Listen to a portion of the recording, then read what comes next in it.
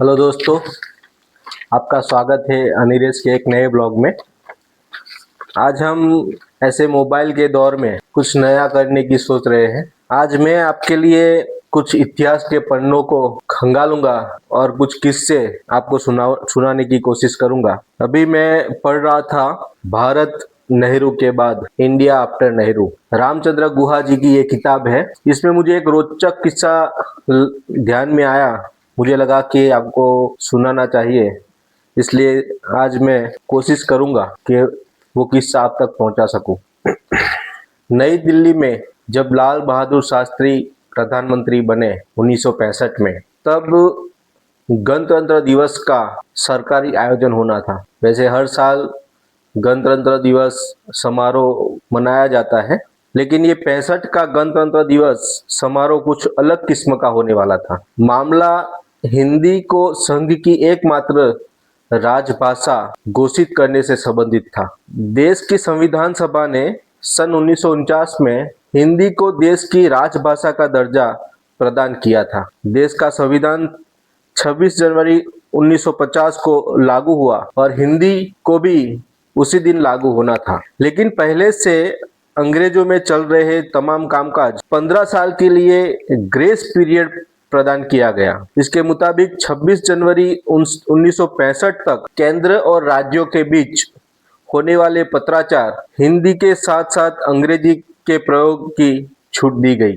अब सन 65 के गणतंत्र दिवस के दिन वो नियत पूरी होने वाली थी और हिंदी एकमात्र भाषा बनने वाली थी। ऐसे प्रावधान का बहुत से लोग, खासकर दक्षिण भारत के राजनेता, एक अरसे से विरोध करते आ रहे थे। 1965 में एकेडमी ऑफ तालीम कल्चर ने एक प्रस्ताव पास किया, जिसमें मांग की गई कि केंद्र और राज्यों के बीच और एक राज्य दूसरे राज्यों के बीच होने वाले पत्राचार अंग्रेजी के इस्तेमाल को जारी रखना चाहिए। इस प्रस्ताव पर दरखास्त करने वालों में शामिल थे CN अन्नादुरई, EV रामास्वामी पेरियार और C राजगोपालाचारी। अन्नादुरई की राय में किसी भी दूसरी भारतीय भाषा की तरह एक क्षेत्रीय भाषा थी। हिंदी के सर्वाधिक लोगों द्वारा बोले और समझे जाने के तर्क पर अन्ना ने मजाक उड़ाते हुए कहा था कि अगर संख्या बल ही पैमाना है तो मोर की जगह कौवे को देश का राष्ट्रीय पक्षी बना लेना चाहिए। ऐसे माहौल में ज्यों-ज्यों 26 जनवरी 1965 की तारीख नजदीक आने लगी, हिंदी विरोधी आंदोलन जोर पकड़ने लगा। गणतंत्र दिवस से ठीक 10 दिन पहले अन्नादुराई ने प्रधानमंत्री को पत्र लिखा, जिसमें कहा गया कि उनकी पार्टी हिंदी को लागू किए जाने का दिन शोक दिवस के रूप में मनाएगी। लेकिन मजे की बात यह है कि उन्होंने प्रधानमंत्री से यह भी आग्रह किया कि अगर हिंदी को लागू करने की तिथि यानी तारीख एक सप्ताह के लिए आगे बढ़ा दी जाए तो उनकी पार्टी खुशी खुशी गणतंत्र दिवस समारोह मनाएगी। लाल बहादुर शास्त्री और उनकी सरकार इस बात के लिए अडिग थी कि 26 जनवरी 1965 इस बात के लिए अडिग थी हिंदी लागू कर दी जाएगी। इसके जवाब में DMK ने तमिलनाडु में राज्यव्यापी बंद का आह्वान कर दिया। तमिलनाडु के सैकड़ों गांवों में हिंदी के पुतले जलाए गए, हिंदी किताबों की होली जलाई गई, यहाँ तक कि हिंदी से संबंधित संविधान के पन्नों तक को आग के हवाले कर दिया गया। हिंदी विरोधी आंदोलन से विरोध के कुछ ऐसे भी तरीके अपनाए गए जो निजी किस्म के और जिसमें कुछ एक लोगों ने बड़ी ही तकलीफदेह ढंग से अपनी जान तक दे दी। गणतंत्र दिवस के दिन ही मद्रास में 2 लोगों ने अपने शरीर में आग लगा दी और आत्महत्या कर ली। मरने वालों में से एक ने लिख छोड़ा कि उसने तमिल भाषा के लिए अपने आप को कुर्बान किया है। उसके 3 दिन बाद तिरुचि में एक 20 साल के युवक ने कीटनाशक खाकर जान दे दी। उसने भी मरने से पहले लिखा था कि वो तमिल भाषा की रक्षा के लिए जान दे रहा है। इन शहादतों से पूरे सूबे में लोगों में उत्तेजना फैल गई और दर्जनों हड़तालों और बहिष्कार के कार्यक्रम किए गए। हिंदी विरोधी आंदोलन की तीव्रता और व्यापकता से केंद्र की सरकार सत्ते में आ गई। बहुत जल्द यह साफ हो गया।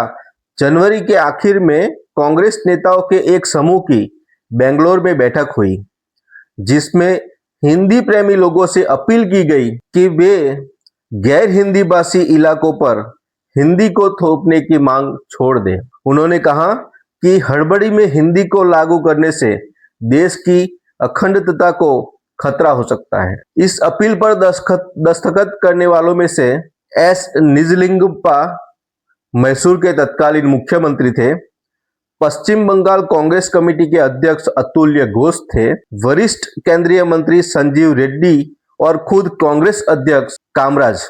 अब फैसला लेने की घड़ी आ चुकी थी और खुद प्रधानमंत्री लाल बहादुर शास्त्री जी को इस अहम विषय पर फैसला लेना था।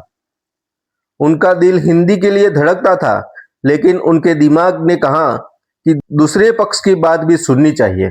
11 फरवरी को मद्रास में 2 केंद्रीय मंत्रियों के इस्तीफे ने उनके हाथ बांध दिए। उसी शाम ऑल इंडिया रेडियो पर अपने संबोधन में प्रधानमंत्री ने उस समय घट रही घटनाओं पर अपना दुख और निराशा प्रकट की। लोगों के मन से गलतफहमी और भ्रम को दूर करने के लिए उन्होंने घोषणा की कि पंडित जवाहरलाल नेहरू के उस वादे को वो सम्मान करते हैं जिसमें उन्होंने अंग्रेजी की निरंतरता की बात कही थी। उन्होंने कहा कि अंग्रेजी तब तक जारी रहेगी जब तक लोग ऐसा चाहेंगे। इसके बाद प्रधानमंत्री शास्त्री जी ने देश के लोगों को भाषा संबंधित 4 आश्वासन दिए। पहला, हर एक प्रांत को यह पूरा अधिकार होगा कि वो अपनी पसंद की किसी क्षेत्रीय भाषा में या अंग्रेजी में कामकाज कर सकता है। दूसरा, एक राज्य से दूसरे राज्य के बीच होने वाला पत्राचार या तो अंग्रेजी में होगा या फिर किसी क्षेत्रीय भाषा के साथ उसका प्रामाणिक अंग्रेजी अनुवाद दिया जाएगा। तीसरा, गैर हिंदी भाषी राज्य इस मामले में स्वतंत्र होंगे कि वे केंद्र के साथ अपना पत्राचार अंग्रेजी में करें। इस संबंध में तब तक कोई परिवर्तन नहीं किया जाएगा जब तक गैर हिंदी भाषी राज्यों से सहमति नहीं ले ली जाएगी। चौथा, केंद्र सरकार के स्तर पर कामकाज की भाषा के रूप में अंग्रेजी का प्रयोग जारी रहेगा। मित्रों, ऐसे ही लाल बहादुर शास्त्री जी ने बड़ी सूझबूझ से इतने गंभीर विषय पर फैसला लिया और अंग्रेजी भाषा में राज्य और केंद्र सरकार काम करे और हिंदी भाषा तब तक किसी राज्य पर थोपी न जाए जब तक वो राज्य उसे स्वीकारता नहीं है। तो मेरे ख्याल से ये लाल बहादुर शास्त्री जी की बड़ी अच्छी पहल थी। हमें अपनी भाषा पे गर्व है और हम चाहते हैं कि हिंदी भाषा पूरे देश की भाषा बने, लेकिन इसका मतलब ये नहीं है कि किसी और राज्य की भाषा को नीचा दिखाए। मैं एक गुजराती हूँ, फिर भी मुझे हिंदी भाषा बोलने में या लिखने में कोई परहेज नहीं है। मुझे मेरी गुजराती जितनी प्यारी है उतनी ही हिंदी भाषा मुझे प्यारी है। तो आप लोग इस बारे में क्या सोचते हैं, मुझे कमेंट करके बताएं। तब तक के लिए जय हिंद, जय भारत।